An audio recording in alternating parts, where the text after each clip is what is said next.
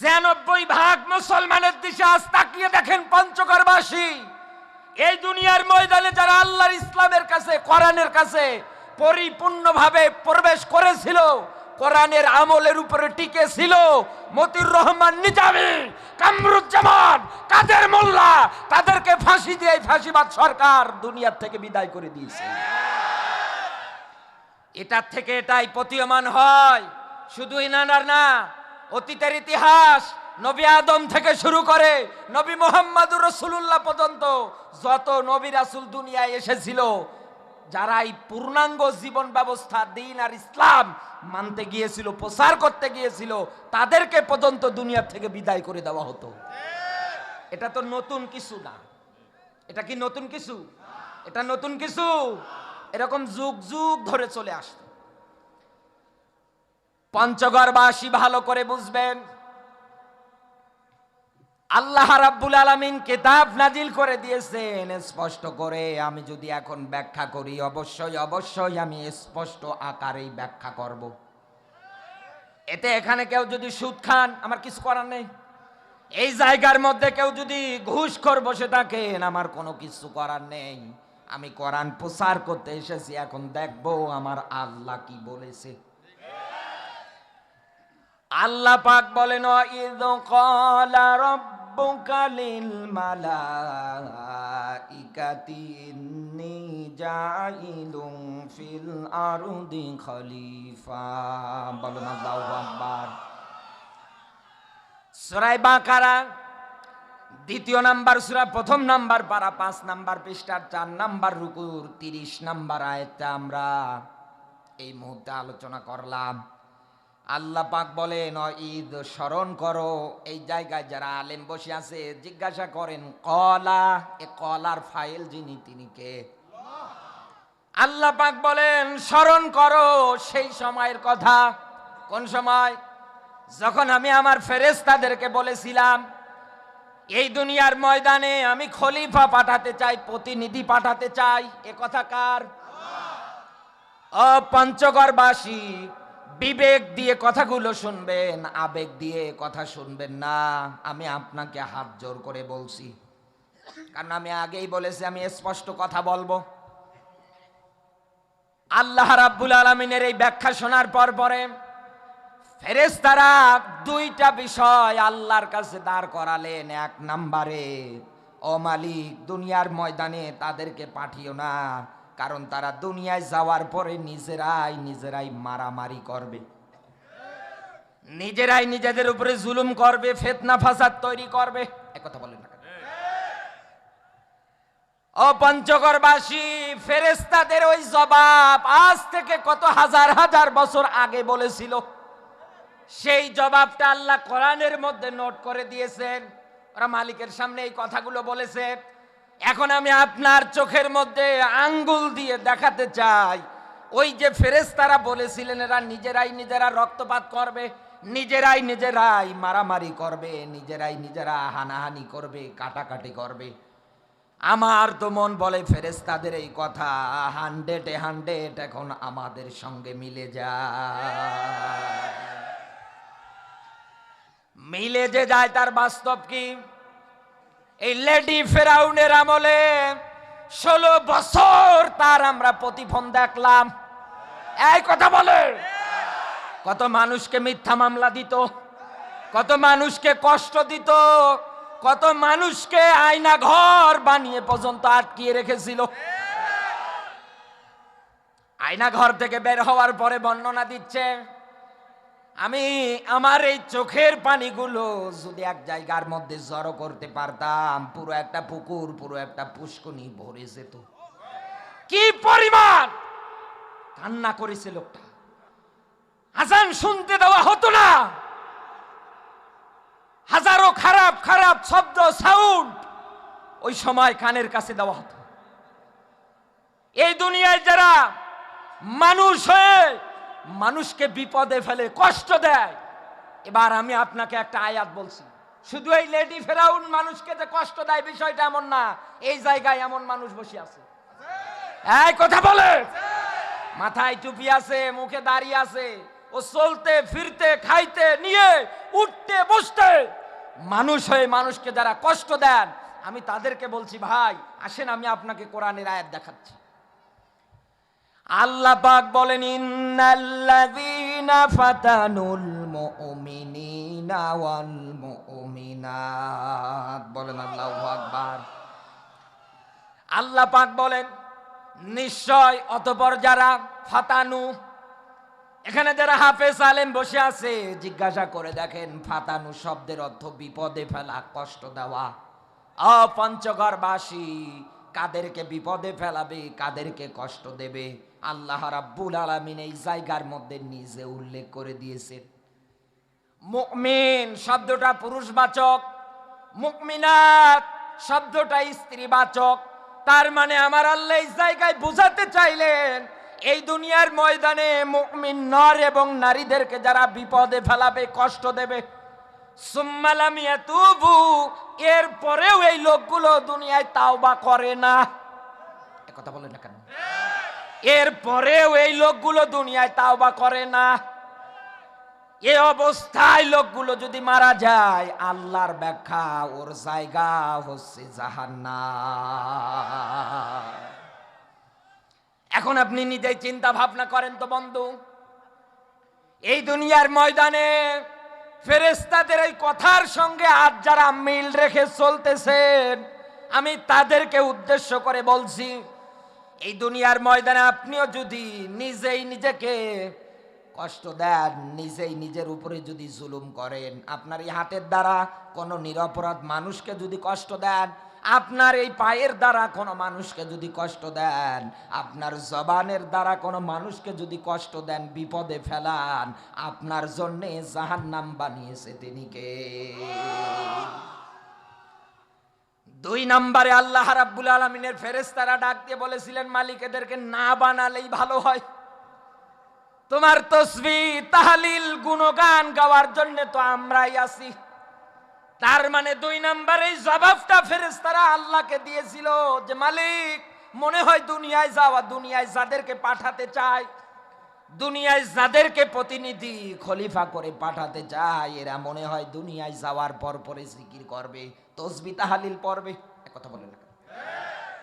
আল্লাহ পাক ফেরেশতাদের জবাব শেষের দিকে দিয়েছে, ক্বালা ইন্নী আ'লামু মা লা তা'লামুন। আল্লাহ পাক বলেন ফেরেশতারা আমি আল্লাহ যা জানি তোমরা তা জানো না। এ কথা কার? আরো জোরে বলা লাগবে। এইবার আসেন পঞ্চগড়বাসী, আমার মালিক এবার জানে কি? এটা জানার দরকার নেই? আরো জোরে বলেন। আমার মালিক ফেরেশতাদেরকে বললেন আমি আল্লাহ যা জানি তোমরা তা জানো না।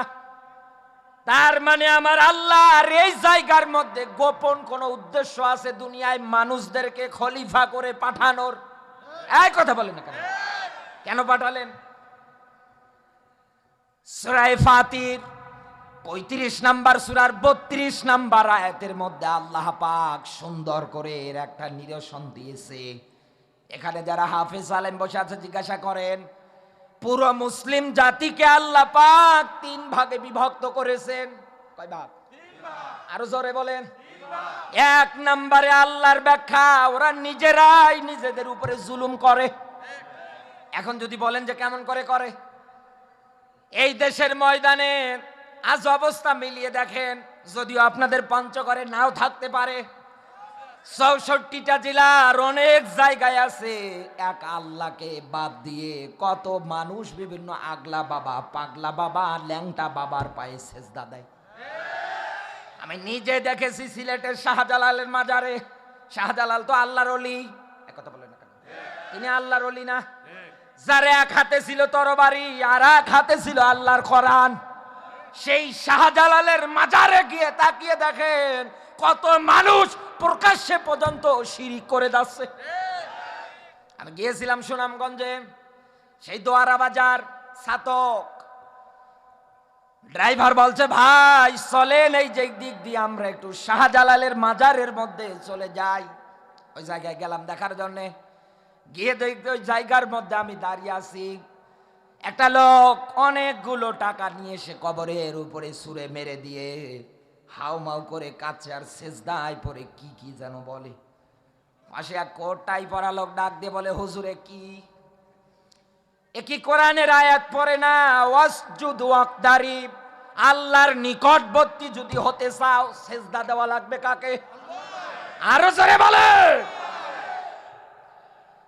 এই দুনিয়ার ময়দানে এক আল্লাহ বাদ দিয়ে অন্য কাউকে যদি কেউ এই রকম সেজদা, মাথা নত, রিজিক দাতা, আইন দাতা, এক কথায় আল্লাহকে বাদ দিয়ে দুনিয়ায় যদি অন্য কাউকে সমকক্ষ দাঁড় করায়, ওই হচ্ছে নিজেই নিজের উপরে জুলুম করে। বুঝতে কোনো কষ্ট আছে? 2 নম্বরে আল্লাহর ব্যাখ্যা, এই দুনিয়ার ময়দানে ওরা মাঝামাঝি অবস্থানকারী হয়। মাঝামাঝিতে কারা থাকে? গোল আলু, এক কথা বলেন, দোদুল্যমান, একবার এদিকে একবার ওদিকে। একটা বিড়ি দেবেন হাতে, একটা লাল চা হাতে দেবেন। কত মানুষ এই দুনিয়ায় আছে, আগে কইতো লেডি ফেরাউনের দল, এখন বলে আমরাও শিবির। ভুল বললাম? আমরাও তো এখন জামাত। কারণ এদেশে যারা দায়িত্ব নিয়ে বসে আছে, ওরা যেখানেই হাত দেয় ওই জায়গায় শিবির বের হয়। এই কথা বলে, যেখানেই হাত দেয় ওই জায়গায় জামাতের নেতা কর্মী আছে না নে? কত মানুষ এই রকম সিস্টেম দেখার পর পরে ওরা আস্তে করে মাঝামাঝিতে এসেছে। আবার আজকে একটা ফোন কল দেখলাম, গোপালগঞ্জের কি যেন নাম ওর, ও বলছে, আপা আপনি আসেন, আপনি স্যার আমরা দুর্বল, আপনি আসেন। আপা বলছে নামের লিস্ট করো আমাদের কর্মীদের। 9 সাল থেকে শুরু করে এ পর্যন্ত জামাত শিবিরেরা আমার অত্যাচার করেছে, জ্বালিয়েছে। কি কষ্ট গো, আমার এত জ্বালালো, এদের নামের লিস্ট তৈরি করো। ওরে শয়তান, তুই কিসের নামের লিস্ট তৈরি করবি? লিস্ট তৈরি করবো তো এখন আমরা, তুই পালানোর রাস্তা পাবি না। আবার বলিস যে নামের লিস্ট তৈরি করো, চোরের মতো পালাও। কাউয়া কাদের একটা ছিল না, ও বলে পালাবো না, প্রয়োজনে ঠাকুর গায়ে ফখরুল সাহেবের বাড়ি উঠবো। হরে আল্লাহ, শেষে কবে পালিয়েছে কেউ জানেই না। কাকু তোমার শরীর চলে না, তুমি মাইক পেলেই বলতে খেলা হবে। তুমি কেমন বাপের বেটা, বাংলার মাটিতে থেকে থাকো, তোমার দাঁত ভাঙ্গা জবাব দেওয়া হতো। রাতের ভোট, দিনের ভোট রাতে করে এমপি মন্ত্রী হয়ে গলাবাজি বক্তব্য দেওয়া যায়, কিন্তু এই দুনিয়ার ময়দানে মানুষের ভালোবাসা অর্জন করা যায় না।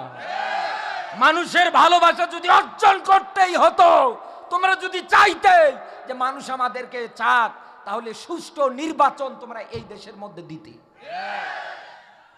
নিজে হয়ে আছে চোর, নিজে হয়ে আছে চিটার, বাটপার। 2 নম্বর, চোরের মায়ের বড় গলা, এরকম একটা কথা আছে না? যতই লজ্জা দেন, এদের লজ্জা হয় না, এদের লজ্জা হয় না। এজন্য আমির হামজা ভাই ওয়াজ করতে করতে একটা কথা বলেছিলেন। এক লোক রাস্তা দিয়ে হেঁটে যাচ্ছে, এক লোক যাচ্ছে ওই দিক দিয়ে, হোটেলের ম্যান বয় মেসিয়ার ডাক দিয়ে বলছে, ভাই আসেন খেয়ে যান, গরম গরম খাবার আছে। এ মনে করছে ওই জায়গায় মনে ফ্রি খাওয়াচ্ছে, আস্তে করে ঢুকে পড়েছে। পেটে ওর ক্ষুধা, ইচ্ছা মতো অর্ডার করছে, খাওয়া দাওয়া সব কমপ্লিট। আস্তে করে টিস্যু পেপার নিয়ে মুখ মুছে চলে যাচ্ছে। ডাক দিয়ে বলছে, ভাই বিল দেবেন না? বলে, ওই কিসের বিল? আমি তো রাস্তা দিয়ে যাচ্ছিলাম, তোমার বয়ই তো ডাকলো আর আমি এসে খালাম, টাকা দেবো মানে? আমি টাকা দিতে পারবো না। দোকানদার বলছে, এ তো শেষরা, এ তো টাকা দেবে না।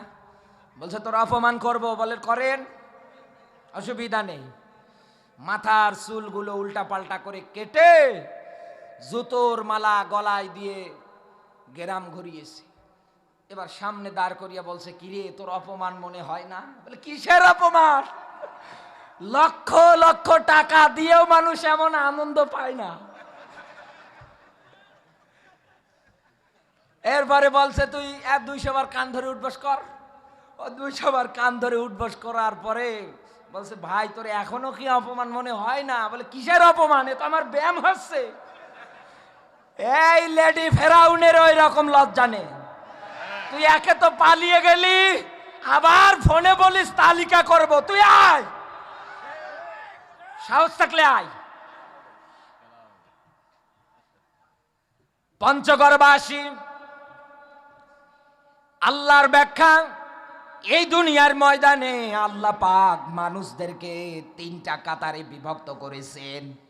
তার 1 নম্বরে দুনিয়ায় যারা শিরকের মাধ্যমে নিজের উপরে জুলুম করে। 2 নম্বরে এই রকম দুনিয়ায় যারা আছে মাঝামাঝি অবস্থান করে, তার মানে এরা মুনাফিক। 3 নম্বরে এই পৃথিবীর ময়দানে সত্যের উপরে টিকে থাকতে গিয়ে ফাঁসির দড়ি গলায় আসবে, জেল হবে, রিমান্ড হবে, এরপরেও 1 চুল পরিমাণ মানুষ ফিরে আসবে না। এই রকম কাতার বন্দিতে আজ আমরা অনেকেই নেই। এক কথা বলেন না কেন? শুধু ইসলামী আইন, ইসলামী নিয়ম নীতি এইগুলো দুনিয়ার ময়দানে এই সত্যের পথের কাতার বন্দি মানুষগুলো চাওয়ার কারণে পঞ্চগড়বাসী আজও আপনার পুরো পঞ্চগড় জেলা খোঁজ নিয়ে দেখেন কত মানুষ পর্যন্ত পঙ্গুত্ব বরণ করে পড়ে আছে। কত মানুষের হাতের নখ পর্যন্ত নেই, কত মানুষের পায়ের নখগুলো পর্যন্ত নেই, কত মানুষকে রাত 12টা, 1টা, 2টা, 3টা এরকম সময় বাড়িতে পুলিশ নিয়ে এসে ধরিয়ে পর্যন্ত দিয়েছি। এক কথা বলেন না কেন? আরে ভাই, আমরা তো এতদিন মাজলুম ছিলাম, আমরা তো এতদিন এই দুনিয়ার ময়দানে তাদের হাজারো জুলুম নির্যাতনের শিকার হয়েছি। তবে এখন কিন্তু আর সেই ভয় আছে? আরো জোরে বলেন, সেই ভয় কিন্তু এখন আর নেই। তাই আসুন আমি আপনাকে এই পঞ্চগড়ের মাঠ থেকে ডাক দিয়ে যেতে চাই, আগামীর বাংলাদেশে আমরা কোরআনের আইনগুলো দেখতে চাই। যেহেতু আল্লাহ সত্যের পক্ষের কাতার বন্দী মানুষদের ব্যাপারে বলেছে, তারা টিকে থাকবে, মার খাবে, জুলুম নির্যাতনের শিকার হবে, 1 চুল পরিমাণ তারা ফিরে পর্যন্ত আসবে না। হযরতে বিলাল, আরে ভাই জীবনী পড়েন, কান্নাকাটি করে বাড়ি চলে যায়। কি স্যাক্রিফাইস ইসলামের জন্য! তার জিহ্বার মধ্যে বাবলা গাছের কাঁটা ফুটিয়ে দিয়েছে উমাইয়ার কেনা গোলাম এই বেলাল। হযরতে বিলাল জিহ্বা দিয়ে বারবার বলতেছিলেন আহাদ আহাদ, আহাদ আহাদ বলার কারণে, আল্লাহ এক, আল্লাহ এক এ ঘোষণা দেওয়ার কারণে কাফের বেঈমান যারা ছিল বাবলা গাছের কাঁটা ফুরিয়ে দিয়েছে যেন আর জিহ্বাটা নাড়াতে না পারে। হযরতে বিলাল ওই মুহূর্তে আঙ্গুল দিয়ে ইশারা করে ডাক দিয়ে বলছে, কাফের বেঈমানেরা, আমার জিহ্বা আটকিয়ে লাভ নেই। যে মালিকের নাম তোমরা উচ্চারণ করতে বাধা দাও, আমার বুকের ভিতরে কলিজার মধ্যে ওই মালিকের নাম আমি অঙ্কন করে নিয়েছি। আল্লাহ জানে আমি দুনিয়ায় খলিফা হিসাবে, প্রতিনিধি হিসাবে যাদেরকে পাঠাবো, তাদের ভিতরে 3 নাম্বার কাতারটার মধ্যে এই রকম মানুষ তৈরি হবে। হযরতে আবু বকর কি স্যাক্রিফাইস, সম্পদ আদি টাকা পয়সা সব বিলাচ্ছেন ইসলামের জন্য, সব বিলিয়ে দিচ্ছেন। সূরা আসরের ব্যাখ্যা পড়তে গিয়ে আমি একটা ব্যাখ্যা পেয়েছি। লোকজন এসে ডাক দিয়ে বলছে, আবু বকর, ইসলাম মানার পর থেকে তোমার ব্যবসা ঠিক মতো চলছে না। তুমি তো ইসলাম ধর্ম গ্রহণ করার পর পরে নিজেই ক্ষতিগ্রস্ত হয়ে যাচ্ছ। হযরতে আবু বকর বলেছিলেন, এই দুনিয়ার ময়দানে ইসলাম যারা না মানে তারাই ক্ষতির কাতারে আছে। এক কথা বলে না কেন? তারাই তো ক্ষতির কাতারে আছে। ইসলামের জন্য, কোরআনের জন্য আপনি এরকম কত উদাহরণ দেখবেন, কত এরকম ব্যাখ্যা বিশ্লেষণ পাবেন। খাব্বাব, খোবাইব, আম্মার বিন ইয়াসির, এক কথা বলেন না কেন? হযরতে সুমাইয়া, হযরতে আসিয়া, ইসলামের জন্য টিকে থাকতে গিয়ে তারা জীবন বিলিয়ে পর্যন্ত দিয়ে গিয়েছে। আল্লাহ এই ব্যাখ্যাটাই এই জায়গায় উঠিয়েছে, আমি যা জানি তোমরা তা জানো না। জানে কে? জানে কে? এখন ওই সুযোগ আমাদের সামনে। এই জন্য আমি আপনাকে এবার একটা আয়াতের দিকে ধাবিত করছি।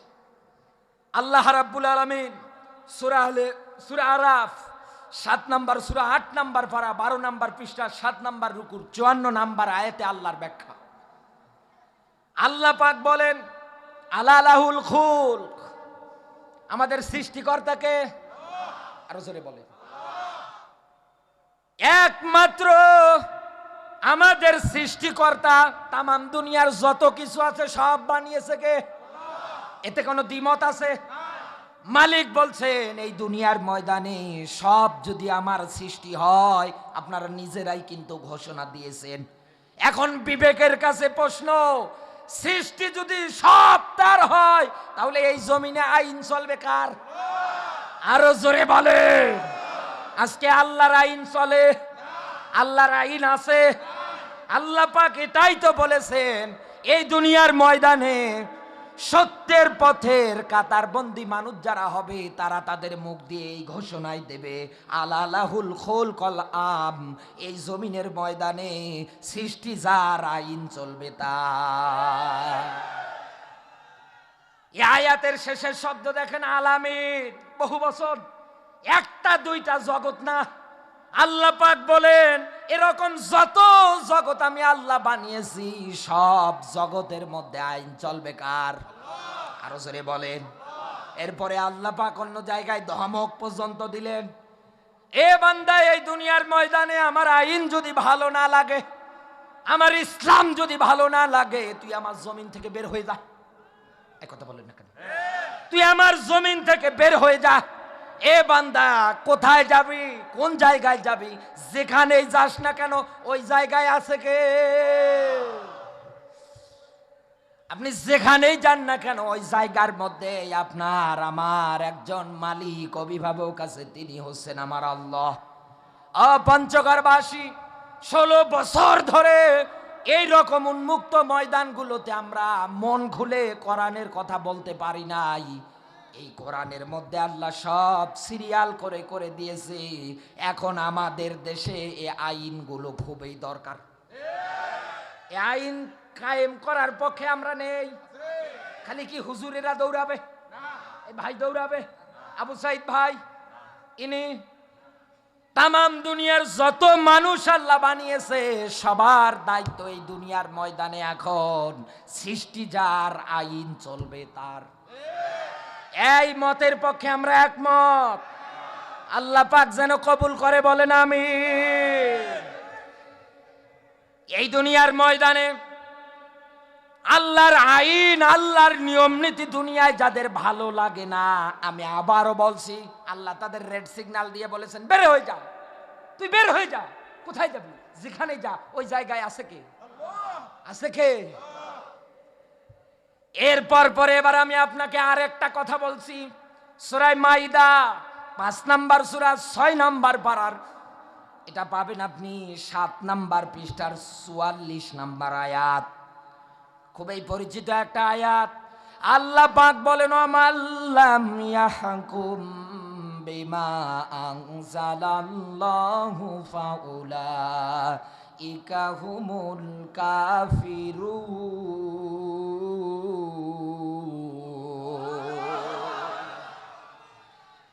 আল্লাহ পাক বলেন, এই দুনিয়ার ময়দানে আমার নাজিলকৃত বিধান পাওয়ার পরেও, এটা নাজিল করেছে কে? আরো জোরে বলেন। এর মধ্যে রাজনীতি আছে, এর মধ্যে অর্থনীতি আছে, এর মধ্যে সমাজ ব্যবস্থা আছে, এর মধ্যে বিচার ব্যবস্থা আছে। এই কথা বলেন না? ব্যক্তি জীবন থেকে শুরু করে রাষ্ট্রীয় জীবন পর্যন্ত যত নিয়ম নীতি সবগুলো আল্লাহ কমপ্লিট আকারে দিয়েছে। কিয়ামত পর্যন্ত কেউ কোনোদিন রদ বদল করতে পারবে না। পারবে? আরো জোরে বলেন। আল্লাহ পাক বলেন, আমার এই নাজিলকৃত বিধান দিয়ে দুনিয়ায় যারা একটাও করে না, দেশ চালায় না, রাষ্ট্র চালায় না, সমাজ চালায় না, আল্লাহ পাক বলেন ফাউলাইকা, আল্লাহ নিজে কুদরতের আঙ্গুল দিয়ে দেখাচ্ছে ওই মানুষগুলো। ওই মানুষগুলো কারা? এই লেডি ফেরাউন। এই কথা বলেন না কেন? একাউয়া কাদের? এরকম যত ফিরাউনের নতুন প্রজন্ম ছিল, এই মানুষগুলোকে আল্লাহ পাক এক কাতারে এনে ডাক দিয়ে বলেছেন এই মানুষগুলোই হচ্ছে কাফের, এই মানুষগুলোই হচ্ছে জালিম, এই মানুষগুলোই হচ্ছে ফাসিক। এই তিনটা পয়েন্ট বললাম, এরা কাফের, এরা জালেম, এরা ফাসিক। আপনার বিবেকের কাছে এখন আমার প্রশ্ন বন্ধু, আপনি মিলিয়ে দেখেন তো এই তিনটা গুণাবলী কি তাদের মধ্যে পাওয়া যেত না? কথা বলেন না কেন? আপনারা মনে হয় বিরক্ত হচ্ছে, চলে যাবেন? এই যারা উঠে যাচ্ছে এরা কারা গো? মুরব্বি, মুরব্বি মোস্তাক ফয়েজি চাচা এক ডায়লগ দিয়েছে, মুরব্বি ও ভাইরাল। চাচা বলছে আমি বের হতে পারছি না। বিরক্ত হচ্ছেন আপনারা? আমি সামনের দিকে যাব। আমার বন্ধুরা ভালো করে বুঝবেন, আল্লাহর ব্যাখ্যা ছিল এইরকম, সৃষ্টি যার আইন চলবে তার, আইন যদি ভালো না লাগে বের হয়ে যা। এরপরে আল্লাহর ব্যাখ্যা দুনিয়ার ময়দানে, তোমরা যদি আমার এই নিয়ম নীতিগুলো আইন দিয়ে যদি দেশ না চালাও, পরিবার না চালাও, সমাজ না চালাও, আল্লাহ পাক বলেন এরা কাফের, এরা জালেম, এরা ফাসিক। আর দুনিয়ার কোন মুমিন, কোন ইমানদারের বন্ধুত্ব দুনিয়ায় কোনদিন কাফের আর মুনাফিক জালেমের সাথে হবে না। কোনদিন তাদের সঙ্গে বন্ধুত্ব আত্মীয়তা পর্যন্ত করা যাবে না। এই যে পঞ্চগড় আপনাদের এই জেলার, আমি আসার সময় ওই দিক দিয়ে নিয়ে গাড়ি নিয়ে এসেছি, কাদিয়ানি। এক কথা বলে না কেন? যারা আমার নবীকে পর্যন্ত মানে না, হাল চাল দেখতে গেলে দেখা যায় ওদের বিরুদ্ধে আপনারা লড়াই সংগ্রাম পর্যন্ত করেছেন।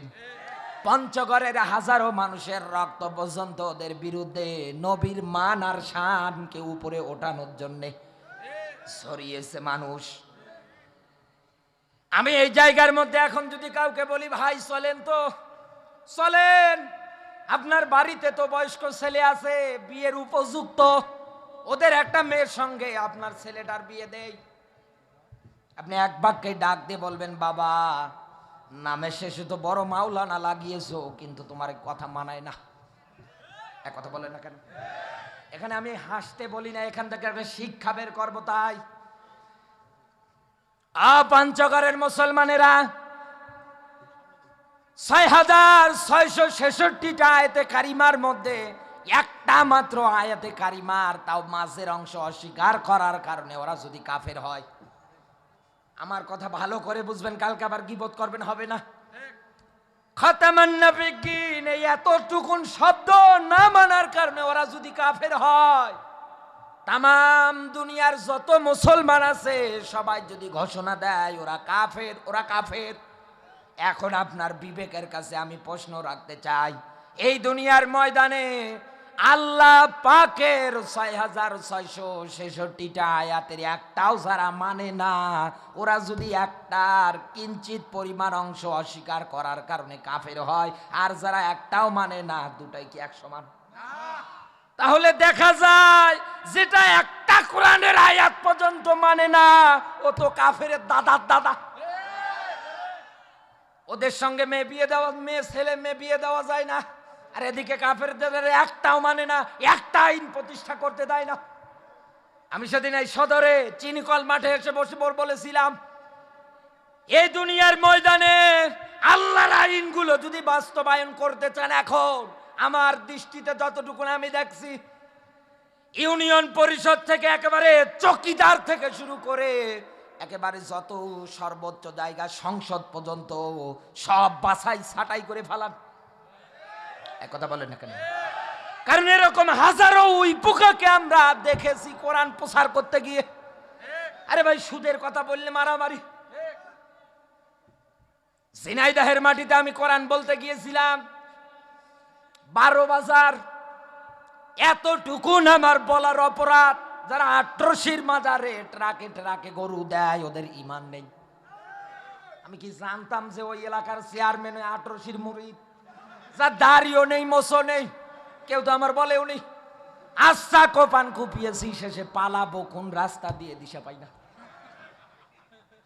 আপনারা হাসেন আর আমার দুঃখ হয় যে এ কি অবস্থা। পঞ্চগড়বাসী এই দুনিয়ার ময়দানে দেখেন, আমি নোট করে নিয়ে এসেছি, আল্লাহর আইনগুলো দুনিয়ায় প্রতিষ্ঠিত করতে বাধা দেয় 3 প্রকার মানুষ। কয় প্রকার? আমি কিন্তু আল্লাহর আইনগুলো সিরিয়াল করে নিয়ে এসেছি। কি কি আইন দরকার এখন আমাদের এই সমাজে? আল্লাহর এই আইনগুলো প্রতিষ্ঠা করতে বাধা দেয় 1 নম্বরে দুনিয়ায় যারা জালেম শাসক।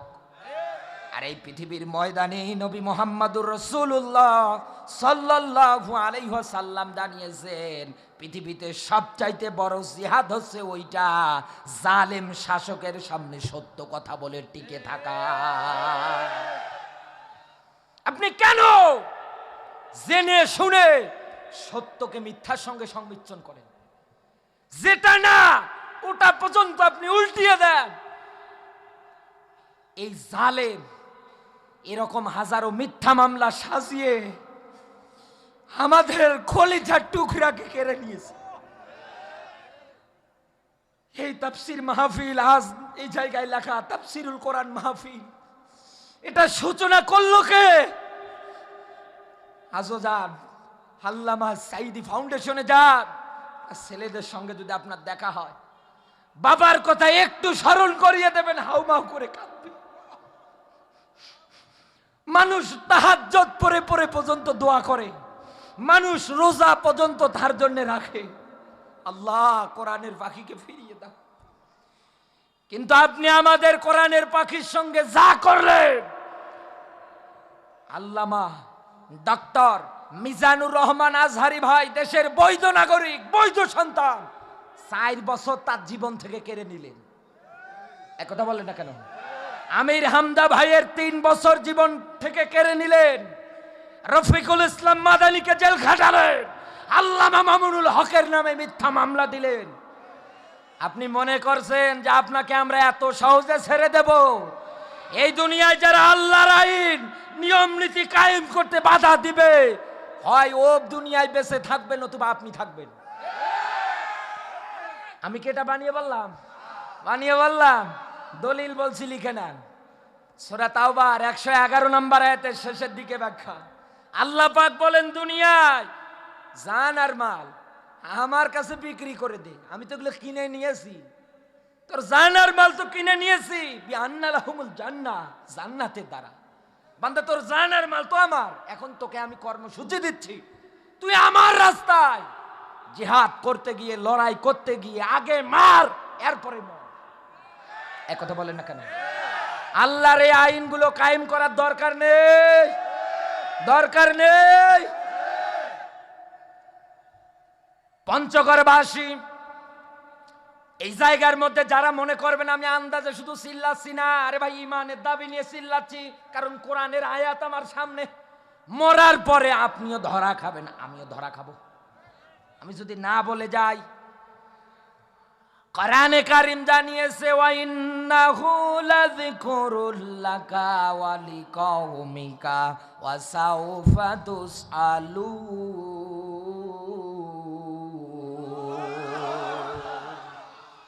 আল্লাহ পাক বলেন, হে নবী, অবশ্যই অবশ্যই আপনাকে এবং আপনার উম্মত যারা আছে তাদেরকে কিয়ামতের ময়দানে আমি আল্লাহ জিজ্ঞেস করব কোরআন মানার ব্যাপারে। এ কোরআন মানার ব্যাপারে জিজ্ঞেস করবে কে? আরো জোরে বলেন। আল্লাহ যদি কিয়ামতের ময়দানে আপনাকে ডাক দিয়ে বলে, আব্দুল্লাহ বলতো তোর জীবন জিন্দেগি কেমনে কাটালি, আপনি তো এখনই বলছেন আমি ধরা খাবো, আপনি তো এখনই বলছেন আমি ধরা খাবো। যদি ডাক দিয়ে বলে তোর যৌবনকাল কেমনে কাটালি, আপনি তো হিসাব দিতে পারবেন না। আল্লাহ যদি দাঁড় করিয়ে ডাক দিয়ে বলে, আব্দুল্লাহ বলতো দুনিয়ায় তোর সম্পদ আদি টাকা পয়সা কোন কোন জায়গায় খরচ করেছিস, এরপরে যদি জিজ্ঞেস করে কোন কোন জায়গায় ব্যয় করেছিস, এরপরে যদি জিজ্ঞেস করে যতটুকুন জেনেছিলি কতটুকুন আমল ছিল বল, অপঞ্চগড়বাসী চক্ষু দুইটা বন্ধ করে বুকে হাত দিয়ে বলেন তো, আপনি কি জবাব দেওয়ার মতো কায়দা রেখেছেন? আপনার এখন এই চোখ বন্ধ যদি হয়ে যায়, আপনি তো এখনই ধরা খাবেন। আবার আপনি জালেমদের পক্ষ নেন, আবার আপা বলতে বলতে ফানা তুলিয়ে ফেলান। আমাদের দৃষ্টিতে আল্লাহর আইন কায়েম করতে যেটা বাধা দেয়, আল্লাহ পাক বলেন ওটা জালেম। এবার আসেন আমি আপনাকে দলিল বলে দিচ্ছি। আল্লাহ পাক বলেন ওয়ালাকাদ আরসালনা মূসা বিআয়াতিনা ওয়া সুলতানিম মুবিন। সূরা মুমিন 40 নম্বর সূরা 24 নম্বর পারা 3 নম্বর রুকুর 23-24 নম্বর আয়াত একটু ভালো করে বোঝেন। আল্লাহ পাক বলেন আমি নবী মুসার উপরে সত্য সহকারে স্পষ্ট নিয়ম নীতিগুলো নবী মুসাকে আমি দিলাম। নবী মুসা এগুলো পাওয়ার পরে হামান, কারুন, ফেরাউন এদের নিকট চলে গেল। যাওয়ার পরে তাদেরকে ডাকলেন। তারা নবী মুসার এই সত্য কিতাবের স্পষ্ট ব্যাখ্যা পাওয়ার পরে তারা বলেছিলেন এ তো জাদু, আর তুমি তো চরম মিথ্যা কথা বলো। এ কথা বলে না কেন? আল্লাহর স্পষ্ট বিধান পাওয়ার পরে ফেরাউন, হামান, করুন এই তিনজনে বলেছিল তুমি তো মিথ্যাবাদী, তুমি তো জাদুকর। অপঞ্চগড়বাসী নবী মুসার আমলের ফেরাউন বলতো তুমি মিথ্যাবাদী, তুমি জাদুকর।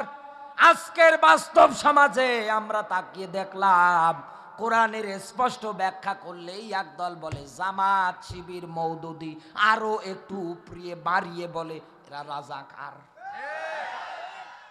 বানিয়ে বললাম, তাহলে তখনকার আমলকার এখনকার আমল মিলে যায় না।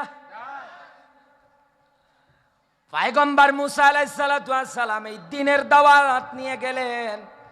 ফেরাউন স্পষ্ট ভাবেই বলে দিলেন জাদু। ইতিহাস আমরা সবাই জানি, আমি শুধু আপনাকে একটু স্মরণ করে দিতে চাই। বিশাল একটা ময়দান, ওই ময়দানের মধ্যে নবী মুসা আলাইহিস সালাতু ওয়াস সালামকে আল্লাহ মুজিজা দিয়েছিলেন। তিনি যদি তার হাতগুলো বগলের নিচে রাখতেন, এই হাত থেকে উজ্জ্বল আলোগুলো বের করে দিতেন। তিনি কে? হাতের লাঠিটা যদি ছেড়ে দিতেন সঙ্গে সঙ্গে অজগর সাপ হয়ে যেত।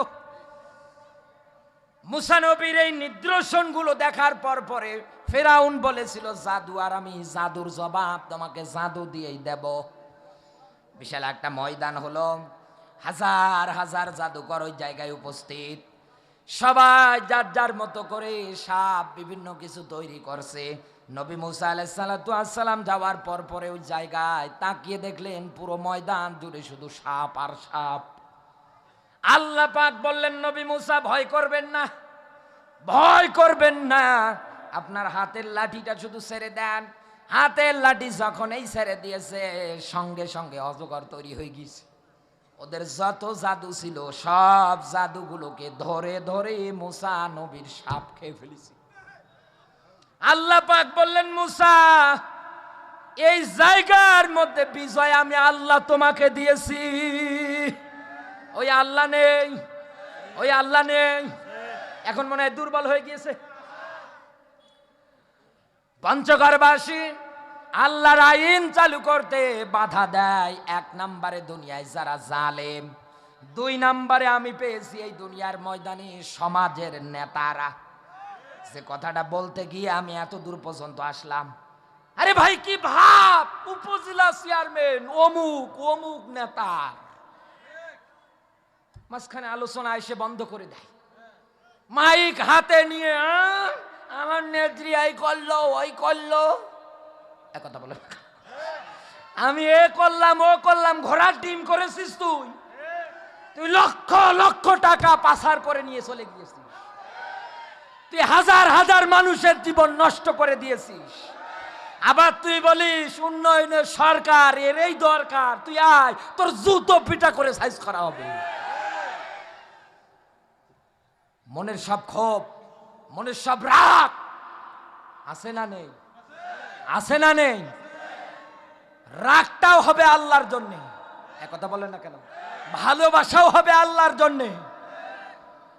আমি কেমনে ভুলে যাব, কেমনে ভুলে যাব এই মানুষগুলোর আচরণ? কি নেতা আপনি গো, কি নেতা! আর কিছু মানুষ সামান্য টাকার লোভে, ভোটের লোভে ইমান পর্যন্ত বিক্রি করে দেয়। আরে ভাই 500 টাকা দেয়। আমার বড়ব্বা ইউপি সদস্য ছিল, বিপক্ষ পার্টি যিনি দাঁড়াতেন, রাতের বেলা কত এরকম দেখেছি, কালোবাজারি ব্যাগ ভর্তি টাকা নিয়ে আসতো, গ্রামে ঢুকে ঢুকে দিত। আর আমরা গুলো পাহারার দায়িত্বে ছিলাম। কয়দিন কয়জনকে দাবড়িয়েছি, কিন্তু ধরতে পারিনি। তার মানে ওরা আমার বরাবর হইতে দেবে না। মারা গিয়েছে, দোয়া করেন আল্লাহ পাক যেন জান্নাতের মেহমান বানিয়ে দেয়, বলেন আমিন। এই যে মানুষগুলো ভোট নামক আমানত বিক্রি করে, এই মানুষগুলোর কাছে আপনি কি একটাবার চিন্তা করেন না? ইয়াউমা নাদউ কুল্লা উনাসিম বিইমামিহিম, কিয়ামতের ময়দানে আল্লাহ প্রত্যেকটা মানুষকে ডাকবে ওর নেতার সাথে। এক কথা বলেন না কেন? আপনার নেতা যদি কোরআনের আইন কায়েমের বিরুদ্ধে হয়, আপনার নেতা যদি ইসলামের বিরুদ্ধে হয়, আপনার নেতা যদি গোমচোর হয়, আপনার নেতা যদি কালো বিড়াল হয়, আপনার নেতা যদি মানুষের উপরে জুলুম করে, এর সঙ্গে যদি আল্লাহ কিয়ামতে আপনাকে ডাকে, ও তো নিজে জাহান্নামে যাবে। এক কথা বলেন না কেন? ও যাবে কোথায়? এই যে সিল দিয়েছেন না আপনি মনে সুখে, কিয়ামতের দিন আপনাকেও কান ধরে টেনে ওর পিছনে পিছনে নিয়ে যাওয়া হবে। আল্লাহ অর্ডার দেবে, অসিকল্লাযিনা কাফারু ইলা জাহান্নামা যুমারা, ধর আজকে দে। ফেরেশতাদের বলবে ধর। যেমন আপনি দুনিয়ায় হুজুর দেখতে বলতেন, হুজুর ধরো, হুজুর মারো, সকাল বিকাল নাস্তা করো। হুজুরদের আছে কে? ওই আল্লাহ কিয়ামতে রায় দেবে, ধর ফেরেশতারা আজকে দে, এদের চুল ধরে টান, এদের পা ধরে টান, টেনে হিসড়ে হিসড়ে জাহান্নামের মধ্যে নিয়ে যাও। আপনার নেতাগিরি আর কয়দিন, সামসারিগিরি আর কয়দিন থাকলো না বন্ধু। সংস্কার হয়ে যাবে ইনশাআল্লাহ। কারা আমাদের সঙ্গে দুশ্মনী করেছিল, কারা কোরআনের বিরুদ্ধে কথা বলেছিল, আমাদের মনে আছে, আমরা ভুলে যাই। বিচার হবে। এক কথা বলেন না কেন? বিচার হবে না? 3 নম্বরে, এই পৃথিবীর ময়দানে কোরআনের আইন চালু করতে বাধা দেয় সম্পদশালী মানুষ। কারা? টাকা পয়সা যদি একটু বেশি হয় গো, কি মশান! এক কথা বলেন না কেন? ওর ভাব সাপ দেখলেই মনে হয় ও জান্নাত থেকে পালিয়ে এসেছে, অথচ তলে তলে এমন এমন কাজ করে শয়তানকে পর্যন্ত হার মানায়। পঞ্চগড়বাসী, আল্লাহ রাব্বুল আলামিন আপনাকে আমাকে তার এই জমিনের ময়দানে মানুষদের মধ্যে একেবারে শ্রেষ্ঠ করে দুনিয়ায় পাঠিয়েছেন। শ্রেষ্ঠ করে এই জমিনের ময়দানে আপনাকে আমাকে পাঠিয়েছে একটাই মাত্র কারণ, তার আইনগুলো দুনিয়ায় বাস্তবায়ন করার জন্য। এইবার আসেন, আমি আপনাকে আমাদের সমাজের নিয়ম নীতি অনুযায়ী, বর্তমান রাষ্ট্রের যে আমি হালচালগুলো দেখছি, এই নিয়ম নীতি অনুসারে 1 নম্বরে আমাদের সংসদগুলোর মধ্যে আমরা আইন চাই, চোর যেই হোক না কেন ওর হাত কাটো। এই আইন আমাদের সমাজে এখন দরকার। আসেন, আমি আপনাকে ইউটিউবে ফুটেজ দেখাচ্ছি। আমার নিজের এলাকা ডোমার থানা, ফজরের পর পরে মোবাইল চুরি হয়েছে প্রায় 1 কোটি টাকার। এগুলো চুরি করলো কে? চুরি করলো কে? এই মোবাইলগুলো, এত বিশাল একটা মোবাইলের দোকানে ফজরের পর পরে 5টার দিকে চুরি হয়েছে। কারা করেছে? সব সিসি ক্যামেরায় দেখা যাচ্ছে। পঞ্চগড়বাসী, এই জায়গায় কেউ যদি হজ করে এসে থাকেন, ভালো বুঝবেন, সৌদি আরবে লক্ষ লক্ষ টাকার জিনিস পরে থাকে, মানুষ নেয় না। কারণ কি? যে আমি যদি ওই জায়গার মধ্যে থেকে এই মোবাইলটাও যদি পরে থাকে, এটা যদি নেই আর সাক্ষ্য প্রমাণের ভিত্তিতে যদি ধরা পড়ি, আমার হাত থাকবে না। এক কথা বলেন না কেন? আমার এই হাত আর হাতের জায়গায় থাকবে না, দেশে এসে বলবে হাজী সাহেব চোর। এক কথা বলেন না কেন? আমাদের বাংলাদেশে চুরিটা আবার 2 নিয়মে হয়। কয় নিয়মে? 1 নম্বরে কেউ চুরি করে অভাবে। অভাবে কি চুরি করে? সর্বোচ্চ মূলা, বেগুন, এক কথা বলেন না কেন, আলু, এগুলো অভাবে পড়ে চুরি করে। কিন্তু এই দুনিয়ার ময়দানে যারা স্বভাবে পরে চুরি করে, এসি রুমের ভিতরে বসে একটা কলমের সাইন দিয়ে যারা লক্ষ লক্ষ টাকা চুরি করে, আল্লাহ পাক বলেন আমি আইন করে দিলাম, এর যদি ধরা পাও সাক্ষ্য প্রমাণের ভিত্তিতে, ও মহিলা হোক আর পুরুষ হোক, যেই হোক না কেন, ওর হাত কেটে ফেলে দাও। আমার দেশে আইন এখন সবচাইতে দরকার, কারণ বিগত বছরগুলোতে আমরা দেখেছি এরকম চোরেরা কিচ্ছু বলতে পারেনি, আবহাওয়া আমাদের অনুকূলে ছিল না। আমি আগেই বললাম, কিছু যদি বলতে যেতাম তখন দহমত লাগিয়ে দিত, এরা জঙ্গি, এরা জামাত, এরা মওদুদি, একথা বলে না। আর কত টুপিওয়ালারা পর্যন্ত তাদের সঙ্গে সুর মিলাতো। আল্লামা সাইদি সাহেবের ফাঁসির রায় হয়েছে, স্পষ্ট ফুটেজ দেখা যাচ্ছে। আজকে বিশাল বড় আলেম এক কথা বলে, ও ফাঁসির রায় শুনে মিষ্টি বিতরণ করে, শাহবাগের চত্বরে যায়, এক কথা বলেন না কেন? আজকে বিশাল বড় পাগড়ি বেঁধে তুমি বিশাল বড় আলেম, মানুষ তোমার কার্যকলাপ কিন্তু ভুলে যায় নাই। আজ না হোক কাল কোরআনের আইন দিয়ে বিচার হবেই হবে হবে, যেখানেই থাকেন না কেন। আল্লাহ কোনোদিন আপনাকে ছাড়বে না। আমার বন্ধুরা, রাত গভীর হয়ে যাচ্ছে, আমি আপনাকে সংক্ষেপ করে কথাগুলো বলছি। এক নাম্বার, আল্লাহর আইন সূরা মাইদার মধ্যে আমরা যেটা পেলাম, চোর যেই হোক না কেন, আইদিয়া হুমা জাযাআম বিমা কাসাবানা কালাম মিনাল্লাহ, বলেন আল্লাহু আকবার। রাত কাটো। আমার দেশের সংসদে যদি এই আইনটা থাকতো, ও পঞ্চগড়বাসী, এই দেশে চুরি থাকতো, এদেশে চুরি থাকতো, এদেশে ডাকাতি থাকতো, এদেশে দুর্নীতি থাকতো, ওর ভয় হতো, আমার হাত থাকতো না। দুই নম্বরে আল্লাহর আইন, এরকম আইন ধারাবাহিক ভাবে 500 দিয়েছে কে? আমি শুধু আপনাকে ধারাবাহিক ভাবে কয়েকটা বলছি।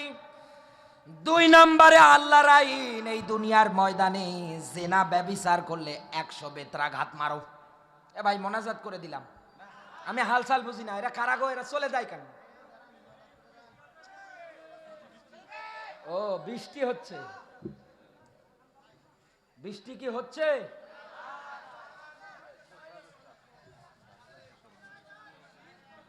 একটা পয়েন্ট নিয়ে আমি আলোচনা শুরু করেছি, এখন আপনারা যদি চলে যান, আমি কি এখানে আমার বাবার কথা বলি? বাবার কথা বলি? যারা চলে যাচ্ছে, আমি মুসাফিরের হালতে আছি, ভাই বদদোয়া নিয়ে যাইয়েন না, যান, আল্লাহ যেন আপনার দেখে নেয়। কি বলবো, এত সুন্দর একটা ময়দান থেকে আপনি চলে যান, শরম লজ্জা থাকা দরকার। মুখে দাড়ি নিয়ে চোরের মতো পালাচ্ছে, আর মমতাজ আসলে গিয়ে নাচতো। কত শিল্পীরা পরিমণিরা আসলে গায়ের গেঞ্জি খুলে ড্যান্স দিত, মুরব্বীর গায়ে আগুন ধরে গিয়েছে। আর এখন কোরআনের ময়দানে বসে থাকতে লজ্জা লাগে। আপনি এখানে থাকতে পারেন না। নবীজির ভাষায় এটা যেমন তেমন জায়গা না, এটা জান্নাতের বাগান। এক কথা বলেন না কেন? আপনি যদি এই জায়গা থেকে এখন উঠে যান, তাহলে তো আল্লাহর দৃষ্টিতে আপনার আল্লাহর জান্নাত ভালো লাগছে না। আর কোরআন শোনার পরে উঠে যায় তারা, ওয়ালা ইয়াজিদুজ জালিমিনা ইল্লা খাসারা। দুনিয়ায় যারা জালেম, ওদের আলাদা শুরু হয়ে গেছে। এরা মনে হয় এতদিন ওই দল করতো, আর কিছু বলে লজ্জা দেওয়ার বাকি আছে? দেখেন এবার ওঠে কে। আল্লাহ রাব্বুল আলামিন সূরা নূরের 2 নম্বর আয়াতের মধ্যে আইন করে দিলেন, এই দুনিয়ার ময়দানে কেউ যদি অবিবাহিত অবস্থায় জেনা ব্যভিচারে লিপ্ত হয়ে যায়, ওকে 100 করে দৌড়া মারো, মিয়াতা দালদা। এ আইন কার? আরো জোরে বলেন। আর কেউ যদি দুনিয়ায় বিবাহিত অবস্থায় জেনা ব্যভিচার করে ফেলে, তাহলে তাকে মাটির মধ্যে গর্ত খনন করে পাথর মেরে দুনিয়ার থেকে বিদায় করে দাও। এই আইনগুলো কার? আমার বাংলাদেশে আইন এখন দরকার, কারণ এই দেশে আজ 80 বছরের বুড়ি মহিলা পর্যন্ত নিরাপদে নেই। ছোট্ট ছোট্ট বাচ্চাগুলো পর্যন্ত আজ নিরাপদে নেই। কি অবস্থা তৈরি হয়ে গেল, কি একটা অবস্থা তৈরি হয়ে গেল। এত ধর্ষণ, এত কিছু সমাজের মধ্যে আজ আমরা তাকালে দেখতে পাচ্ছি। আর আমার তো মন বলে এই জেনা ব্যভিচারের আখড়াগুলো সবচাইতে বেশি এই দেশে যারা পার্ক বানিয়েছে ওদের ওই জায়গায়। কফি হাউস, কফি শপ, এই কথা বলে না কেন? বাড়িতে বলে যাচ্ছে আমি যাব স্কুলে। কিসের স্কুল, কিসের কোচিং? ও গিয়ে বসে বাদাম কেলিয়ে খাচ্ছে। এগুলো তো পঞ্চগড় জেলায় নেই। আমাদের এই সমাজের মধ্যে এই জিনা ব্যভিচারের আইনটা সবচাইতে এখন দরকার। আজ মেয়েদের সংসার ভেঙে যাচ্ছে এই জিনা ব্যভিচার, এই পরকীয়ার কারণে। এক কথা বলে না কেন? বাবা মা দেখে শুনে বিয়ে শাদী দিচ্ছে, স্বামীর বাড়ি যাওয়ার পরে ওর ভূতে ধরে। আর এক বল্টুকে ফোন দিয়ে বলছে ওগো তুমি কই। শেষে এই নিয়ে ঝামেলা, এই নিয়ে সংসার পর্যন্ত হয় না। অথচ আল্লাহ পাক সূরা বানী ইসরাইলের 32 নম্বর আয়াতে বারবার নিষেধাজ্ঞা দিয়েছে। আল্লাহ পাক বলেন খবরদার জেনা ব্যভিচারের ধারবর্তী নিকটবর্তী হবা না, কারণ এটা ফাহিশা কাজ, এটা অশ্লীল কাজ, এটা খারাপ কাজ। এই দুনিয়ার ময়দানে নিজেকে যদি বলেন আমি মুমিন, আমি ইমানদার এই দুনিয়ায়, তাহলে আল্লাহর অপছন্দনীয় কাজ কোনদিন আপনার দ্বারা হওয়া সম্ভব না। আপনি যদি করেই ফেলেন তাহলে বুঝবেন এই দুনিয়ার ময়দানে আপনি আল্লাহর অবাধ্য। আমার বন্ধুরা, 3 নম্বরে এই দুনিয়ার ময়দানে আল্লাহর আইন আমাদের সমাজে এখন দরকার সুদ। এটা বন্ধ করা। এক কথা বলেন না কেন? কারণ আল্লাহর স্পষ্ট ব্যাখ্যা, ইয়া আইয়ুহাল্লাযীনা আমানু ডাকছে কাকে? ইমানদারেরা সুদ খায়। আমানু দিলেন কেন? আল্লাহ পাক বলেন ও দুনিয়ার মানুষ, নিজের মন মতো ইমানদারের দাবি করলে হবে না। কামা আমানান নাস, মানুষ যেভাবে ঈমান এনেছে ওইভাবে ঈমানের ঘোষণা দাও। মানুষ কারা? মুহাম্মাদুর রাসূলুল্লাহ সাল্লাল্লাহু আলাইহি ওয়াসাল্লাম, আমার নবী, সাহাবীরা, তাবেঈনরা, খোলাফায়ে রাশিদিনরা এই দুনিয়ার ময়দানে যেভাবে ঈমান এনেছে ওইভাবে ঈমান আনো। আল্লাহ পাক বলেন আমি তাদেরকে বলতেছি, ঈমানদার যারা আছো খবরদার এই দুনিয়ার ময়দানে চক্রবৃদ্ধি হারে তোমরা সুদ খাবা না। এ আইনকে আলমগীর হোসেন বিপ্লবীর বাবার? এ আইন কার? এ নিষেধাজ্ঞা কার? তারপরেও তো পঞ্চগড়ের অনেক মানুষ আছে এই সুদের সঙ্গে জড়িত। সর্বনিম্ন গুনাহ আপন মায়ের সঙ্গে জিনা করা, নাউজুবিল্লাহ। তারপরেও আপনার খেতে এত ভালো লাগে, আপনার লজ্জা হয় না?